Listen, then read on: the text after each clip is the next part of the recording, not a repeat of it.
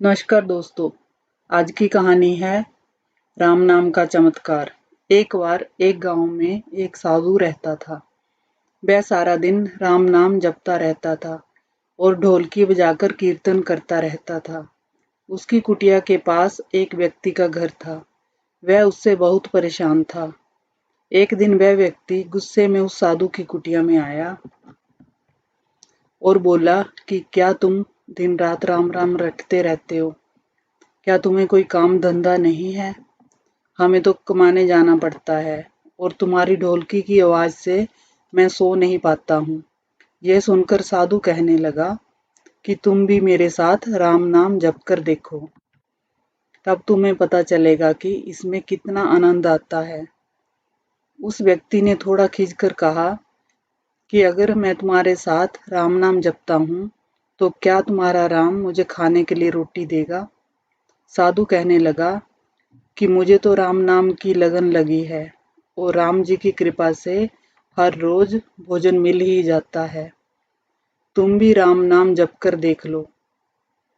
मुझे भरोसा है भगवान तुझे भी खाने को जरूर देंगे। वह आदमी उस साधु को चुनौती देता है कि मैं तुम्हारे साथ आज राम नाम का भजन करता हूँ। अगर तुम्हारे राम जी ने आज मुझे रोटी खिला दी तो मैं सारी उम्र राम की भक्ति में लगा दूंगा। अगर नहीं खिलाई तो तुम ढोलकी बजाना बंद कर दोगे। साधु कहता है कि मैंने तो निष्काम भाव से प्रभु राम की भक्ति की है, लेकिन फिर भी मुझे तुम्हारी चुनौती मंजूर है। वह व्यक्ति साधु के साथ बैठकर राम राम का जाप करता है और मन में ये निश्चय करता है कि चाहे कुछ भी हो जाए, आज मैं भोजन नहीं करूंगा। देखता हूँ इसका राम मुझे भोजन कैसे कराता है। राम राम का भजन करने के बाद वह सोचता है कि अगर अब मैं अपने घर जाता हूँ तो मेरी माँ और मेरी पत्नी मुझे रोटी खाने को कहेंगे और मुझे रोटी खानी पड़ सकती है।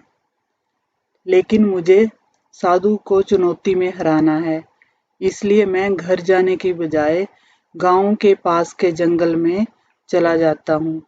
वह जंगल में एक पेड़ के ऊपर चढ़कर बैठ जाता है और सोचता है कि मैं सारा दिन इस पेड़ से नीचे नहीं उतरूंगा और अन्न का एक भी दाना नहीं खाऊंगा।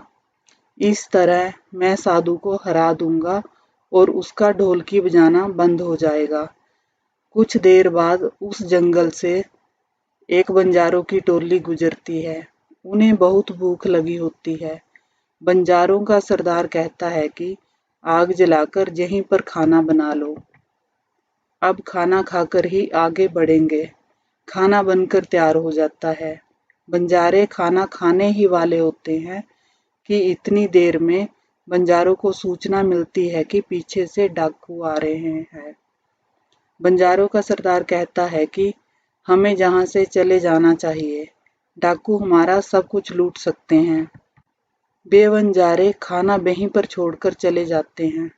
वह आदमी पेड़ पर बैठा सब कुछ देख रहा था। कुछ समय बाद डाकू वहां पहुंचते हैं। भोजन को देखकर डाकू कहते हैं कि खुशबू तो बहुत अच्छी आ रही है। ये भोजन किसने बनाया है और बनाने के बाद खाया क्यों नहीं? ये हमें फंसाने के लिए कहीं किसी की चाल तो नहीं? हो सकता है इस भोजन में जहर हो। उसी समय डाकुओं के सरदार की नजर पेड़ पर बैठे उस व्यक्ति पर पड़ती है। वह उसे नीचे आने का आदेश देता है। डाकू उस व्यक्ति से पूछते हैं, हमें मारने के लिए क्या भोजन तुमने बनाया है? वह बेचारा मिन्नतें करता रहता है कि मैंने ये भोजन नहीं बनाया है और इसमें जहर भी नहीं है। ये भोजन बंजारों ने बनाया है। आपके आने की खबर सुनकर वह यहाँ से भाग गए, लेकिन डाकुओं के आगे उसकी एक नहीं चलती।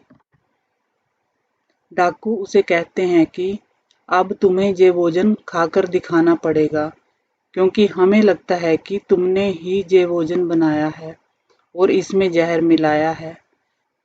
अब सबसे पहले तुम ही ये भोजन खाओगे। वह जिद पर अड़ा रहता है। कि मैं भोजन किसी भी कीमत पर नहीं खाऊंगा। डाकुओं का शक और गहरा हो जाता है। वे बंदूक की नोक उसके सिर पर रखकर कहते हैं, तुझे ये भोजन खाना पड़ेगा, नहीं तो गोली खानी पड़ेगी।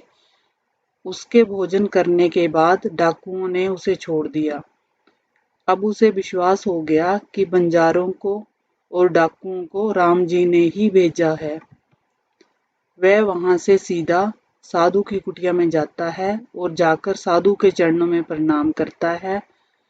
उसने साधु को सारा वृतांत सुनाया।